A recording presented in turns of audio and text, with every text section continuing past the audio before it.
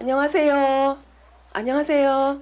여기가 과천중학교죠? 예, 여러분 반갑습니다. 네, 오늘은 사회를 맡은 오은명입니다. 인사드리겠습니다. 청소년과 함께하는 세대공감 효토론회, 오늘 과천중학교를 왔는데요. 청소년 함께하는 토론회는 경기도 문화의 날 지원 사업입니다. 한국효문화센터가 주최하고 과천시가 후원하고 있습니다. 한국효문화센터는 2009년에 설립됐는데요. 현실에 맞는 효의 정신을 계승하기 위해서 설립된 단체입니다. 여러분 참여한 학생도 혹시 있을지 모르겠지만 제가 해마다 글, 그림, 공모전, 포럼 이렇게 진행을 하고 있습니다. 또 다양한 여러 가지 축제와 같은 사업을 또 진행하고 있고요. 자, 오늘 진행하는 효토론회는 여러분이 주체입니다. 여러분이 주체가 돼서 다양한 생각을 들어보는 자리에 있는데요. 자, 중학교 우리 과천중학교 학생들의 생각은 어떨지 무척 궁금합니다. 그럼 시작에 앞서 우리 교장 선생님께서 응원을 해주시겠다는데요. 저희가 응원 한마디 들어보도록 하겠습니다.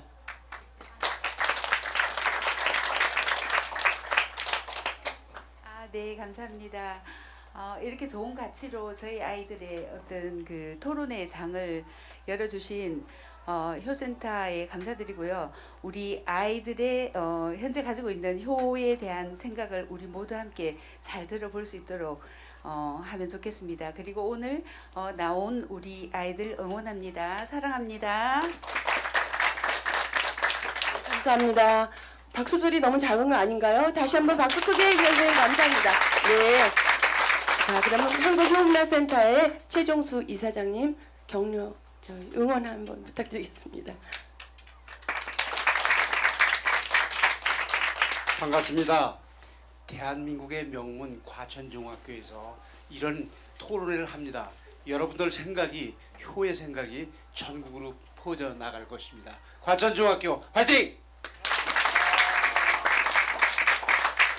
감사합니다. 예, 그리고 전국적으로 여러분 성균관 아시죠?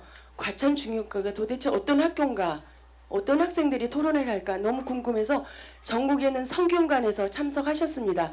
최영갑 유도회 총본부장이십니다. 네, 감사합니다. 네, 그러면 진행에 앞서서 오늘 자장을 맡으신 강지원 변호사님이신데요. 저희 효포럼을 그동안 계속 10년 넘게 이끌어 오셨고요. 따스하시고 공동체의 사랑과 정의를 추구해 오고 계시는 사회운동가이십니다. 여러분 큰 박수 부탁드리고 변호사님께 진행을 부탁드리도록 하겠습니다. 네, 여러분 반갑습니다. 네, 과천중학교 좋네요. 어머니가 그렇죠? 네, 분위기도 좋고 여러분들 얼굴이 다들 밝아서 더더욱 좋습니다. 여러분, 여러분들은 나를 잘 모를 거예요. 그런데 좀 연세가 드신 분들은 저 대부분 알아요. 그래서 여러분들이 오늘 댁에 가셔서 오늘 우리 학교에 강지원 변호사라는 분이 와가지고 오늘 효포럼 같이 했어요라고 얘기 한번 해보세요. 그럼 엄마 아빠들이 대부분 아실걸? 그러실 거예요. 그래도 이제 옛날에 텔레비도 많이 나가고 해서 그런 건데 여러분들하고 오늘 이제 효에 관해서 얘기를 하게 된 게 참 정말 기쁩니다. 왜냐하면 여러분이 이 세상에 태어나가지고 오늘날까지 효에 관해서 이렇게 1시간 정도 동안 깊게 생각해 본 적 있어요? 없어요? 없죠? 그러니까 오늘 그런 시간으로 잡아보자고요. 왜 갑자기 또 효인가 이렇게 또 생각이 되실 텐데 오늘은 이제 그런 특별한 시간으로 가져보기로 하시고 오늘 또 특별히 저희 토론회 제목이 세대 공감효 이렇게 제목이 붙어 있습니다. 이해합니까? 그냥 효는 효지 왜 세대 공감효냐 이렇게 생각할 수가 있는데 이 효라는 게 우리는 아랫사람이 윗사람을 자꾸 받드는 것 그런 효라고 생각하잖아요. 우리는 효를 해라 부모에게 효를 해라 맨날 그렇게만 얘기 들어봤잖아요. 근데 이 효라는 게 세대가 공감하는 효다 이런 뜻이 담겨 있답니다. 우리 최정수 이사장님께서 늘 하시는 말씀이신데 부모는 자녀에게 자유롭고 자녀는 부모에게 효도를 해야 한다는 겁니다. 그렇게 쌍방향적인 효입니다. 그리고 여러분들도 앞으로 크면 어른이 되면 또 효를 받아야 되는 입장이 됩니다. 그렇죠?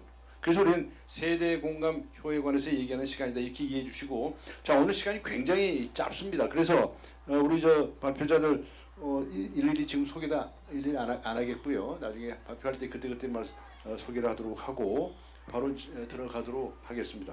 저 오늘 주제는 크게 세 가지입니다.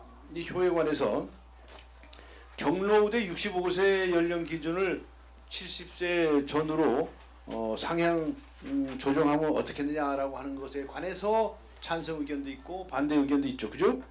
또 그다음에 진로를 선택하고자 하는데 부모님하고 의견이 달라요. 이럴 때 난 어떻게 해야 되나? 뭐 이런 생각을 해보자는 거고요. 또 한 가지는 부모님이 치매에 걸리셔서 요양원에 모셔야 할 형편이 됐습니다. 이럴 때 요양원에 모시는 것이 효인지 안 모시는 게 효인지 뭐 어떻게 이런 문제에 관해서 얘기를 해보고자 합니다. 자 준비되셨죠? 네. 자 그러면 먼저 경로우대 65세 연령 기준을 70세 전으로 상향 조정하는 문제에 대해서 찬성하는 의견이 있고 반대하는 의견이 있습니다.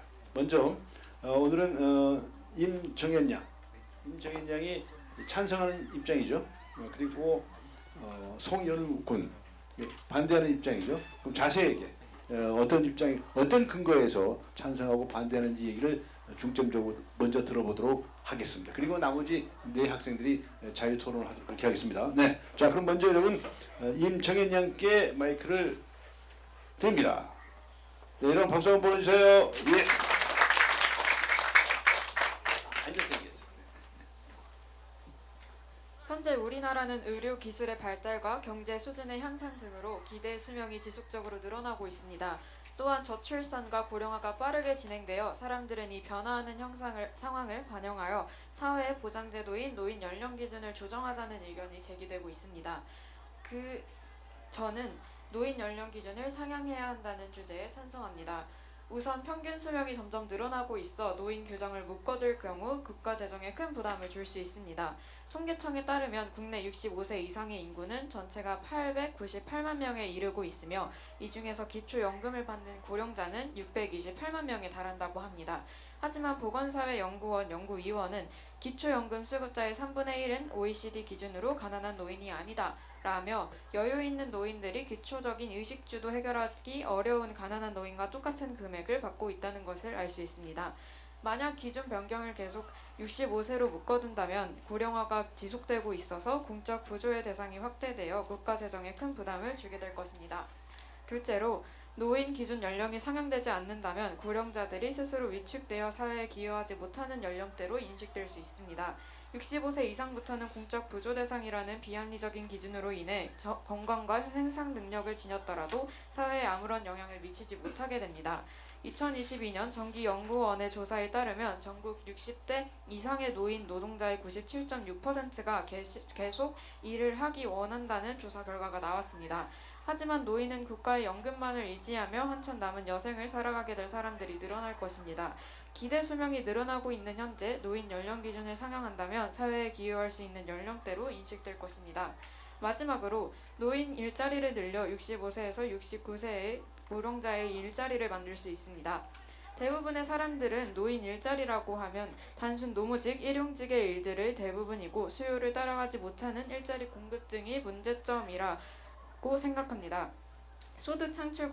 하지만 소득 창출 관련 노인 일자리를 창업에 대한 다양한 지원 체계와 관련 전문가들에 의한 지원 시스템이 잘 갖춰져 있는 고용노동부를 이관하는 등 정부가 많은 노력을 하면 이에 대한 문제점도 조금씩이나마 해결될 수 있다 생각합니다. 이러한 이유로 경로우대 65세 연령 기준을 70세 전후 상향 추진하는 정책에 찬성합니다. 네, 여러분 박수 보내주세요. 예. 정말 미안한 이야기인데요. 우리 김정현 양 중학교 1학년 맞습니까? 네. 아 예. 와 언제 이렇게 연구를 많이 했어요. 자 이번에는 이제 반대 토론입니다. 송연우 군을 초대하겠습니다. 박수 보내주세요. 예. 앉아서 얘기하시면 됩니다. 네. 그냥 앉아서 얘기하시면 돼요. 예. 예. 네 앉아서 하면 됩니다. 네. 경로우대 65세 연령 기준 70세 전으로 향양 추진되는 정책에 대한 반대측 입론 시작하겠습니다. 경제가 발전하면서 기대 수명과 평균 수명이 많이 올라갔다 해도 65세의 연령은 신체적, 경제적으로 많이 취약해지는 시기입니다. 65세 정년 퇴임하고 나서 다른 직장에 입사하려고 하면 회사의 입장에서는 앞길이 창창한 청년을 뽑고 싶지 정년 퇴임이 다 되어서 온 사람을 뽑고 싶지는 않을 것입니다. 또한 65세 정도의 노인은 신체적으로도 약해서 다른 직장에 입사해서 몇 시간 동안 앉아서 일하기가 쉽지는 않을 것입니다. 그러므로 복지 차원에서 볼 때 65세의 경우에도 사회적 약자에 포함될 수 있으며 경로 우대 대상자가 가능하게 됩니다. 둘째, 이번에는 특정 연령에 대한 역차별 및 불공평의 관점에서 보겠습니다. 기대 수명이 상승하면서 경로 우대도 70세까지 상향하자는 말이 나오고 있습니다. 하지만 경로 우대가 65세에서 70세로 갑작스럽게 상승하게 된다면 65세를 코앞에 둔 64세 입장에서는 1년만 더 기다리면 받을 혜택을 받을 수 있는데 갑자기 이제는 6년을 더 기다려야 되는 상황이 발생할 수 있습니다.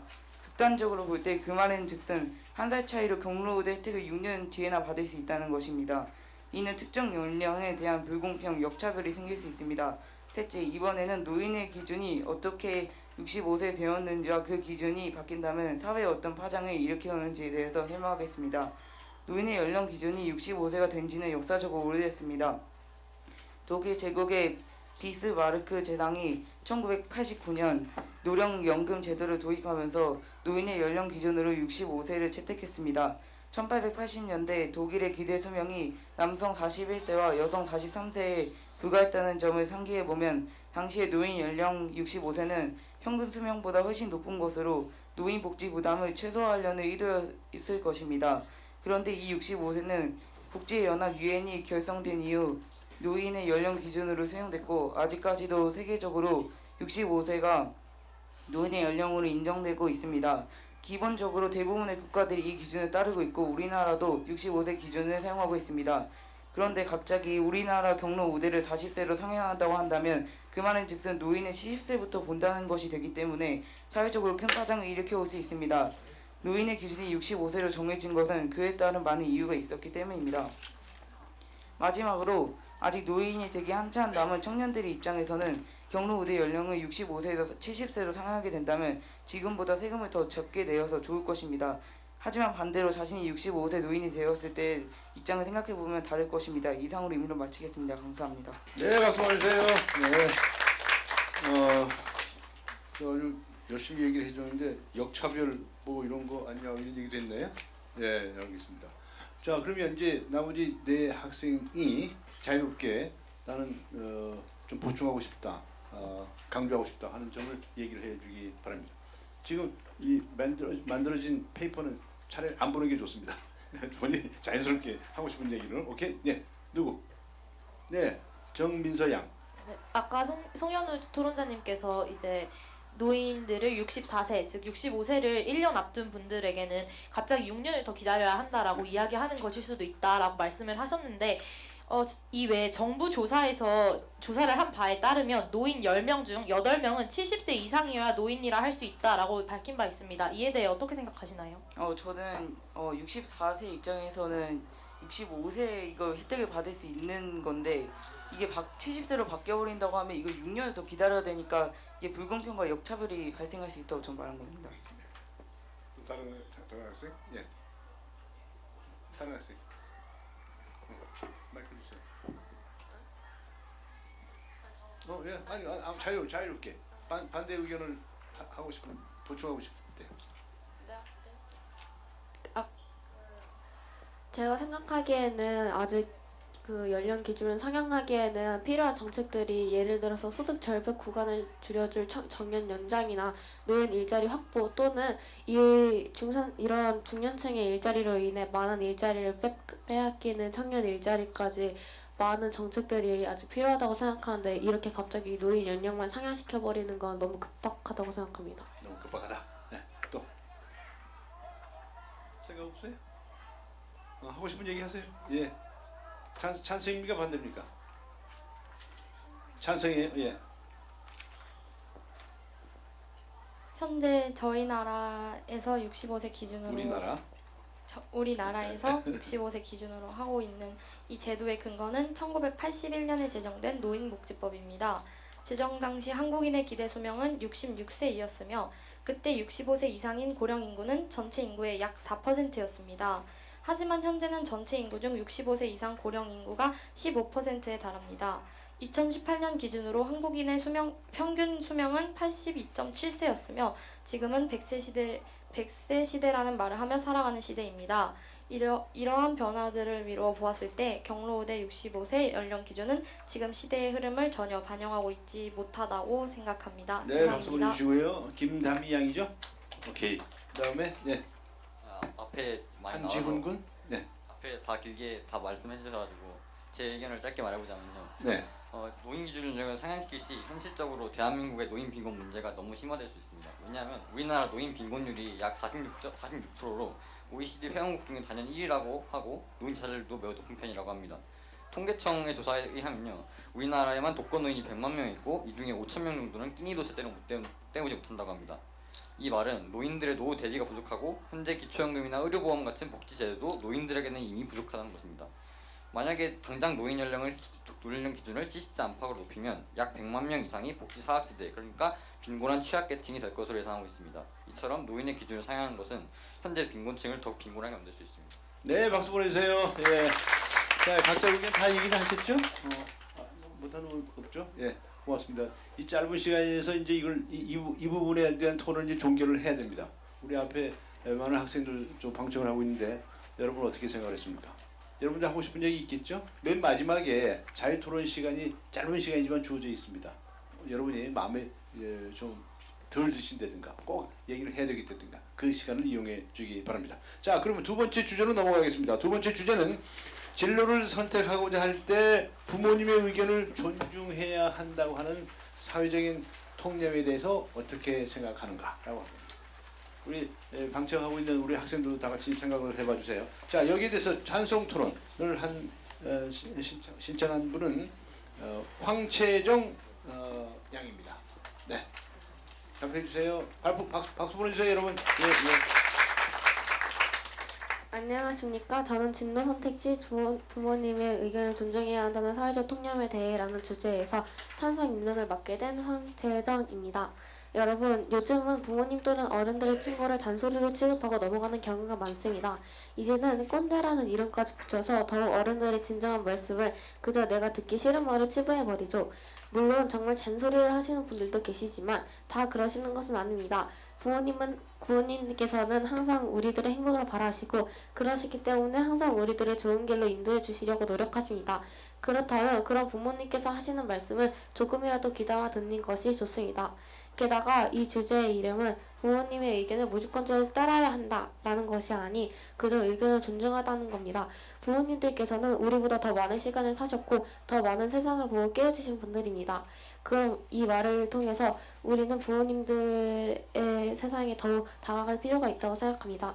지금 청소년기에 정하는 직업이 미래에 내가 하는 일이 되고 내가 의식주를 하고 생활을 할 수 있는 중요한 역할이 됩니다. 그런 중요한 역할을 청소년기에 정하는 것이 과연 쉬울까요? 청소년기에는 사춘기도 오고 많은 감정의 변화들과 다양한 경험으로 인해 직업을 완전히 정하는 것이 쉽지 않습니다. 더군다나 그 직업의 더 정확한 특성을 분석하기도 쉽지 않고요. 인터넷으로 철저한 분석을 한다 하여도 부모님께서 그동안 사회에서 배운 몇십 년의 경험은 따라가기 힘든 겁니다. 그런 우리들이 그저 잔소리라고 생각하는 부모님들의 참된 말과 조언은 삶에도 물론이고 우리가 진로를 정하고 고민할 때도 많은 힘이 됩니다. 진로를 고민하거나 진로를 이미 정했지만 그 진로에 대한 분석이 부족하다고 느끼시는 분들은 망설임 없이 부모님께 도움을 청하고 부모님의 의견을 존중하세요. 굳이 부모님의 의견을 모두 받아들이지 않아도 보다 넓은 세상을 볼 수 있습니다. 우리 모두 그 직업에 대한 얘기는 힘들더라도 의견을 수용하고 거절하는 건 알고 할 수 있는 나이니까 부모님의 의견을 들어보고 좋은 의견을 수용하고 자신의 판단할 때 아닌 것 같아 하는 의견을 거절하는 것도 나쁘지 않은 생각이라고 생각합니다. 그렇다면 나 혼자 진로를 결정하고 정할 때보다 확실히 더 좋은 진로 방향성을 갖게 될 것입니다. 지금까지 주제 진로 선택 시 부모님의 의견을 존중해야 한다는 사회적 통념에 대해 찬성 입론을 맡은 황재정이었습니다. 네, 황재정님 박수 한번 보내주세요. 예. 자, 이번에는 반대 토론입니다. 정민서 양은 어떤 얘기를 할까요? 예. 안녕하십니까. 진로 선택 시 부모님의 의견을 존중해야 한다는 사회적 통념에 대해 반대측을 맡은 정민서입니다. 저는 진로 선택 시 부모님의 의견을 존중해야 한다는 주제에 대해 반대합니다. 우선 진로란 개인의 생애에서 직업 발달과 그 과정, 내용을 가리키는 포괄적인 용어입니다. 이러한 기본적인 정의만 봐도 알 수 있듯이 진로란 개인의 직업 발달을 의미합니다. 개개인이 원하는 일을 선택할 것이고 그 직업을 갖추고 살아가는 데 있어서 왜 다른 사람이 관여해야 할까요? 부모님이 아무리 우리보다 더 오랜 삶을 사셨고 풍부한 지식과 경험이 있다고 하더라도 진로만큼은 자신이 개척해 나가는 것으로 다른 사람이 개입할 부분이 아니라고 생각합니다. 이에 세 가지 근거를 들어 제 주장을 말씀드리겠습니다. 첫째, 누군가가 하라고 해서 억지로 하는 일은 오랫동안 할 수 없습니다.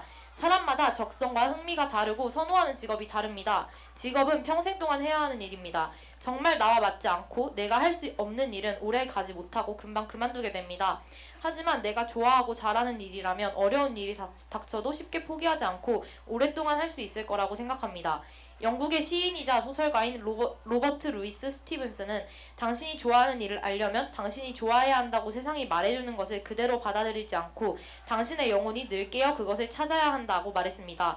이러한 글귀에서 생각해볼 수 있듯이 개개인이 원하는 진로는 자기 자신이 찾고 선택해야 한다고 생각합니다.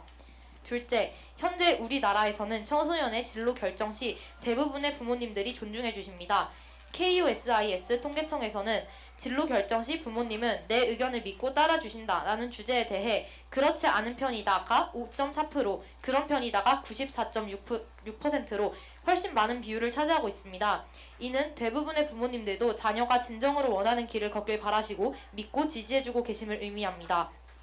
이런 사회 속에서 나의 진로를 선택하는 데 있어 굳이 부모님의 의견을 존중해 그 길을 가야 함이 맞는지 진정 생각해봐야 합니다. 셋째, 혹여나 자신의 선택이 잘못되어 원하던 방향과 조금은 다른 길을 가게 되더라도 다시 자신이 원하는 진로를 찾아갈 수 있는 시간은 충분합니다. 우리나라 청소년의 평균 진로 선택 시기는 중고등학교 시기이며 실제 취업을 하고 자신이 선택한 길을 걷기 시작하는 때는 20세에서 27세 사이입니다. 노년 시기까지 약 45년에서 50년의 시기를 남겨두고 성급하게 자신이 원하지 않는 일을 해야 할 이유가 있을까요?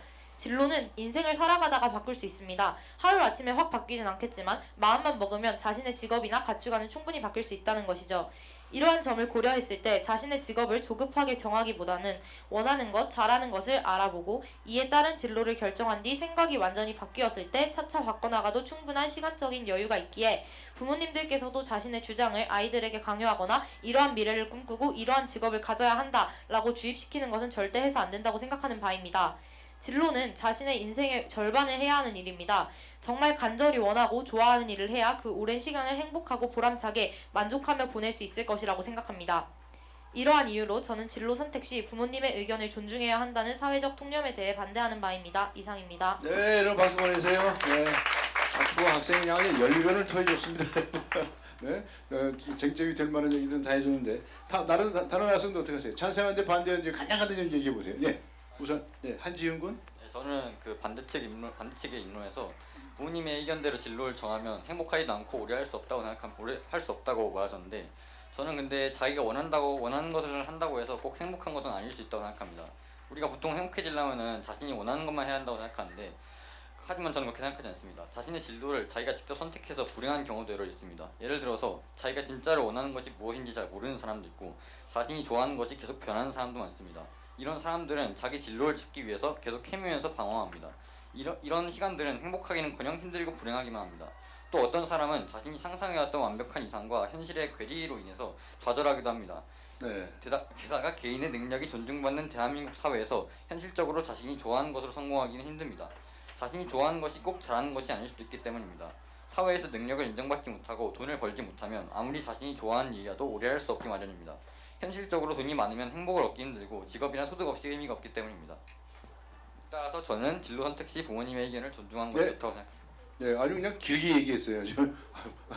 아주 주제 발표하듯이 아주 자세히 얘기해 줬습니다. 이번에 이쪽 반대쪽. 예, 저쪽 주세요. 만일 일단 이 주제의 논점은 부모님과 의견이 갈렸을 때에 대해 존중해 드려야 한다라는 논점이고 그리고 만약에 자신이 원하는 길을 갔을 때 행복하지 않다라고 한다면 그렇게 제가 셋째 의견에서 자신의 선택이 잘못되었을 때 우리가 다시 원하는 진로를 찾아갈 수 있는 시간이 충분하다라고 말씀을 드린 거고요. 이 주제의 논점은 애초에 부모님과의 의견이 달랐을 때 부모님의 의견을 존중해야 한다이기 때문에 방금 말씀하신 것은 논점과 조금 벗어난 주제라고 생각합니다. 네, 토론이 아주 뜨거워졌습니다. 예, 예.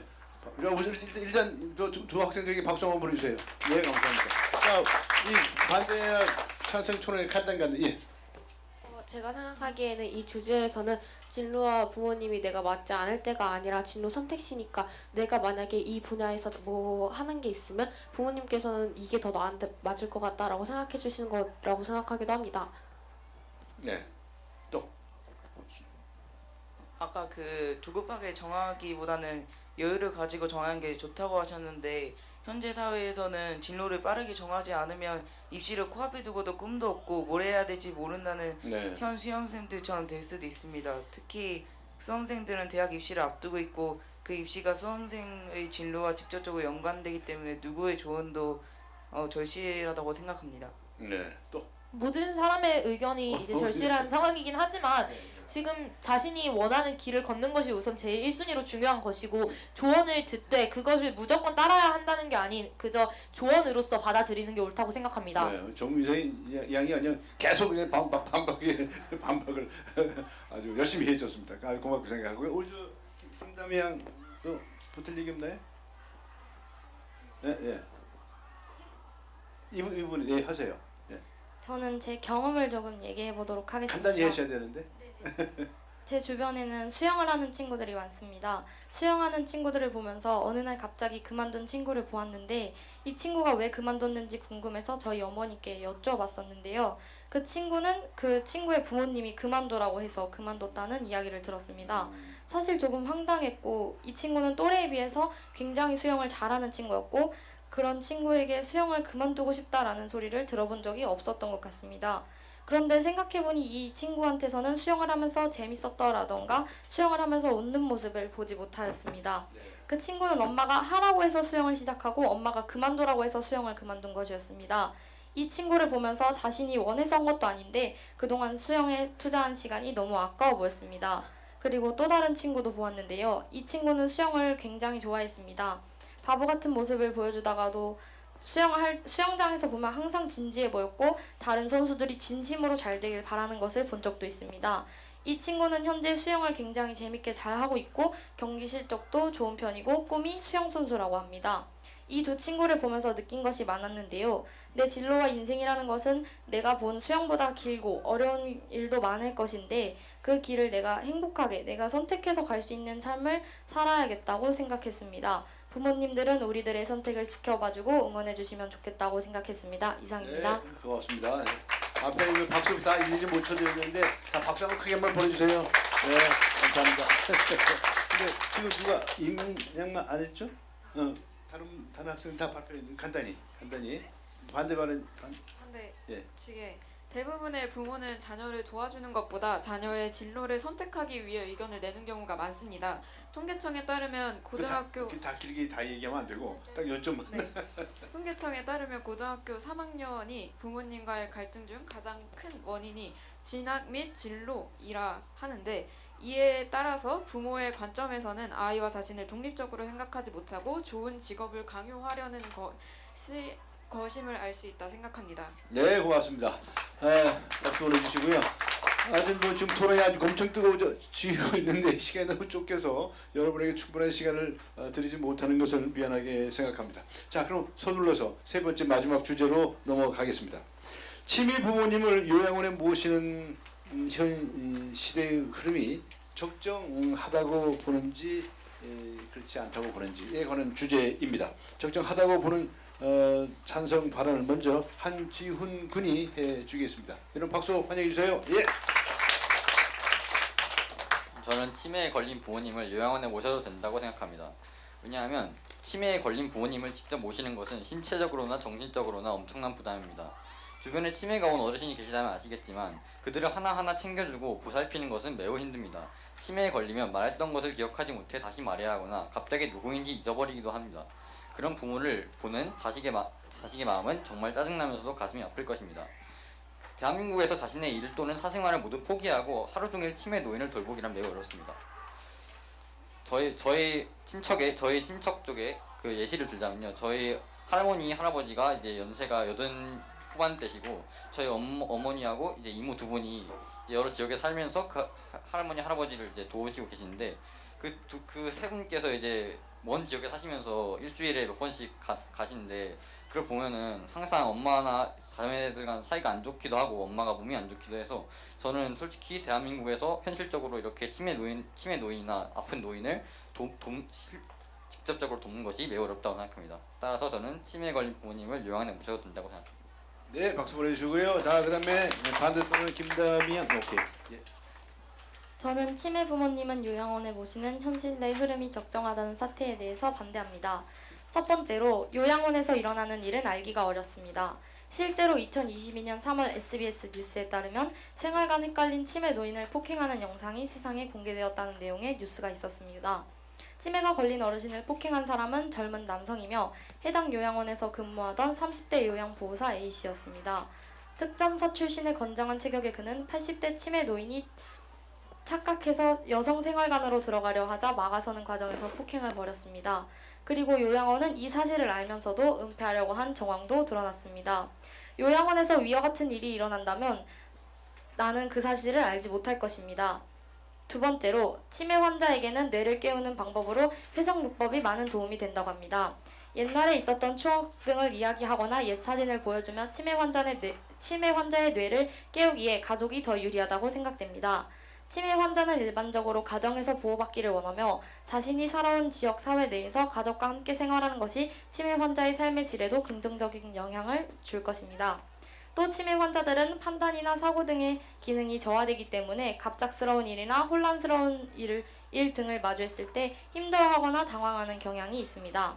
그러므로 치매 환자들에게는 익숙하고 편안한 환경을 조성해주는 것이 좋습니다. 그 환경이 바로 기존에 지내던 집이라고 생각합니다. 따라서 치매 노인 환자가 가족들과 함께 할 수 있는 남은 삶을 이룰 수 있도록 치매 노인 환자의 가족 부양자들은 심리적 건강을 유지하는 것이 중요하며 환자와 함께 가정에서 어우러져 생활해 나갈 수 있도록 사회적 기반을 구축해 나가야 할 것이라고 생각합니다. 치매 노인 가족들에 대한 연구가 보다 철저하게 이루어져 치매 노인뿐만 아니라 치매 노인을 보호하려는 가족과 부양자들을 위한 사회복지 서비스가 더욱더 향상되기를 바랍니다. 저는 위와 같은 근거들로 치매 부모님을 요양원에 모시는 현실의 흐름이 적정하다는 사태에 대해서 반대합니다. 이상입니다. 네, 박수 보내주세요. 네. 자, 이제 나머지 네 학생들이 나는 이래서 찬성, 이래서 반대 한마디씩만 할 시간밖에 남지 않았습니다. 너무 미안한데 지금 시간이 예정된 시간에서 좀 너무나 촉박해 있기 때문에 자, 어느 학생이 먼저 오케이 말씀해 주세요. 요양원의 시설은 좋지 않은 편이 많습니다. 요양원에서 일한 기자의 말에 따르면 요양원에서 일한 시간이 흐를수록 어떻게 잘 돌볼 것인가가 아니라 어떻게 다 처리할 것인가에 대해 고민한다고 답한 등 이에 대해선 요양원에서는 요양보다도 효율을 더 중요하게 생각한다는 것을 그래서 반대한다. 네, 임정현 양 이야기였고요. 그다음에 또 입론에서 매우 이제 치매 부모님을 돌보는 것은 힘들다라고 말씀을 하셨는데 이런 분들을 무작정 요양원에 모신다면 과연 요양사 분들은 힘들지 않을까요?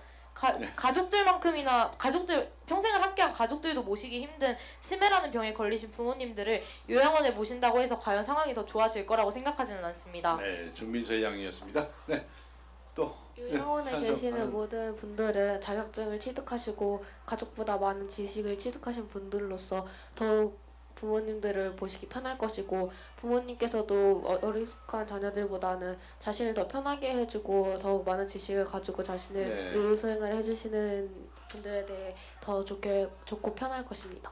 그래서 찬성한다. 그다음에 그 임정원 토론자께서 요양원의 열악한 시설에 대해서 지적하셨는데 대표적인 예로 KB 골든 라이프케어 서초 빌리지 요양시설이 있는데 이곳에서는 어르신분들이 모여 이야기를 하시고 친구 관계도 맺을 수 있는 공용 교실과 어르신의 치료를 돕는 물리치료실, 프로그램실, 옥상 정원이 있고 지하에는 넓은 재활 치료실이 있습니다. 또한 어르신 맞춤형 식단도 함께 제공되는데 이에 대해서 어떻게 생각하십니까?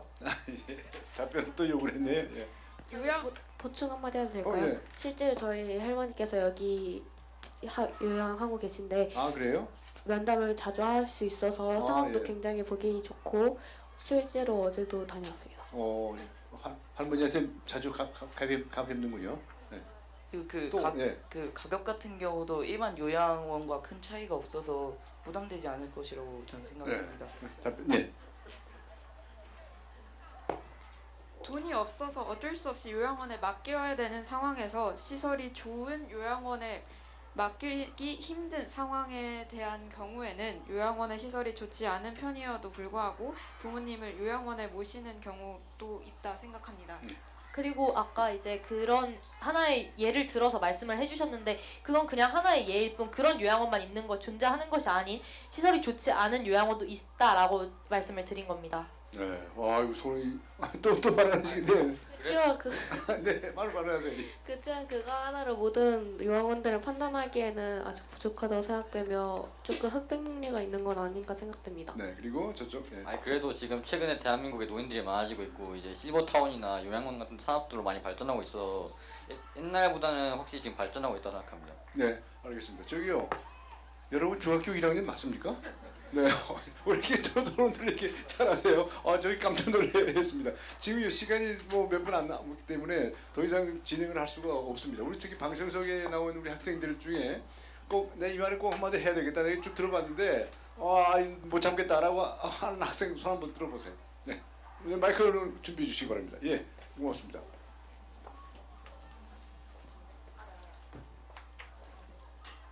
저기 여기 반대측 이거 그 치매 부모님을 요양원에 모시는 현 시대의 흐름이 적정하다는 사태에 대해 여기 반대측에 질문 있는데요.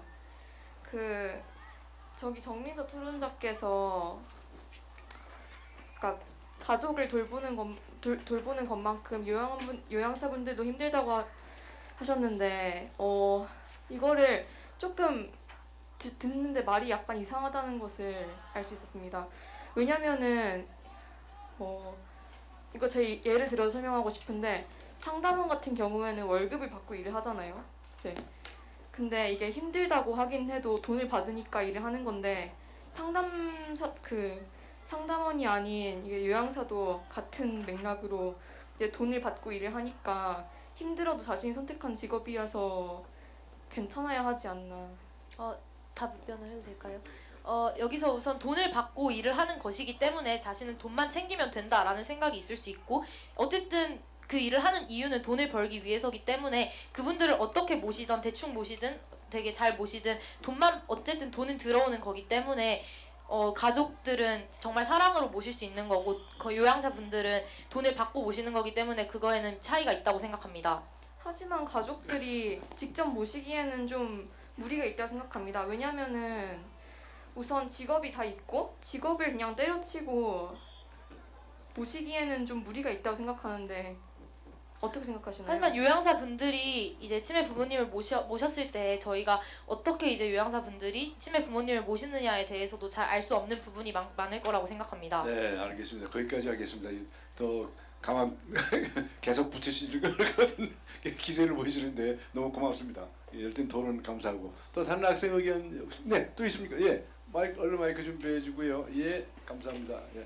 저는 진로 선택 시 부모님의 의견을 존중해야 진로 한다는 선택 문제. 사회적 예. 통념에 대해서 찬성 토론자였던 황채정 토론자님께 말씀드리고 싶은 게 있는데 토론자님께서 부모님들께서는 저희보다 더 많은 시간을 사셨고 또 더 많은 세상을 보고 깨우치신 분들이기 때문에 그분들의 말씀을 존중해야 한다고 말씀하셨는데 지금 세상은 빠르게 변화하고 있고 부모님 세대와 저희 세대는 확연히 다르기 때문에 부모님의 말을 존중하고 들었다가는 오히려 안 좋은 결과가 나타날 수 있다는 점을 말씀드리고 싶습니다. 네. 학교에서도 진로 시스템이 굉장히 많이 구축되어 있고 부모님의 말을 그냥 존중해야 한다는 것이기 때문에 부모님의 의견을 존중하면서 우리는 지금 옳고 그름을 판단할 수 있는 나이기 때문에 부모님의 의견에서 옳은 것은 내가 가지고 필요 없는 것은 내가 알아서 선택하면 된다고 생각합니다. 네. 너무 열띤 토론들을 진행을 해줘서 감사하게 생각하는데 오늘 우리가 이런 토론하는 것은 여기서 어떤 결론을 내거나 뭐 그런 건 아닙니다. 그렇죠? 예. 우리가 한번 이 문제에 관해서 어떤 시각에서 어떤 입장에서 생각해 볼까 각자 이제 시간을 가져보는 거거든요. 자, 여러분 이제 오늘 주어진 토론 여기서 이 정도로 좀 맞춰야 되겠고요. 마지막으로 여러분 한 가지 질문이라기보다도 한번 물어볼까요? 여러분 부모님을 사랑합니까? 어떻게 사랑해요? 엄청 사랑해요.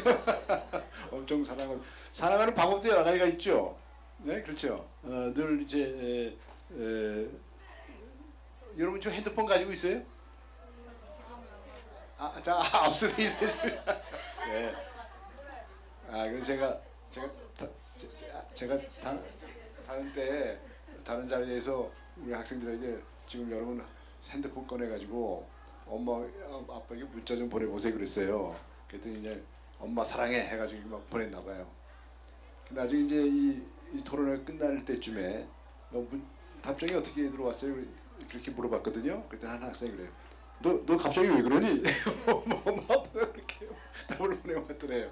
그래서 늘 여러분의 아빠 엄마는 여러분들을 사랑하고 또 여러분도 이제 거기에 또 못지않게 부모님께 효도를 해야 되겠죠. 효도는 일방적인 게 아닙니다. 서로 이게 교감하는 겁니다. 효라고 하는 건 사랑한다는 뜻이거든요. 그래서 이제 자녀가 부모를 사랑할 때 그때 그 표현을 효라고 그러는 거고, 그렇죠?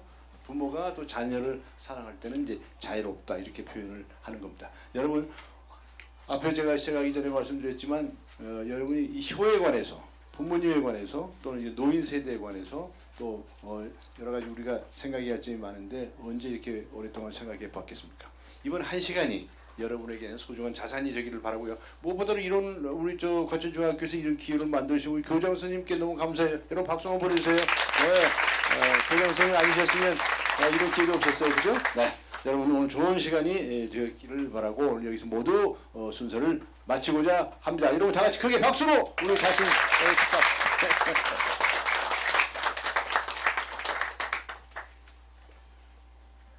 네, 감사합니다. 이것으로 토론회를 마치도록 하겠습니다. 자, 우리 강 변호사님께 다시 한번 뜨거운 박수 부탁드리겠습니다. 네, 우리 토론회에 참석해주는 학생 여러분들 박수. 자, 우리 자신들을 위해서 큰 박수. 네, 감사합니다.